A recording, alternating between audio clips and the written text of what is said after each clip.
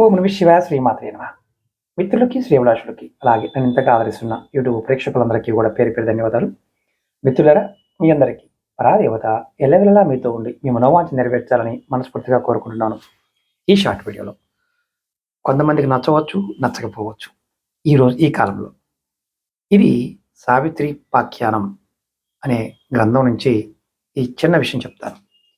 ఎవరైనా సరే అత్తగారిని, మామగారిని అంటే అత్తమామల యొక్క ఆశీర్వాదం తీసుకున్నట్లయితే మీ మాంగళ్య సంపద చిరకాలం ఉండేలా, దాంపత్య సుఖాలు చిరకాలం అనుభవించేలా చేస్తుంది అని సావిత్రి పాఖ్యానంలో చెప్పడం జరిగింది.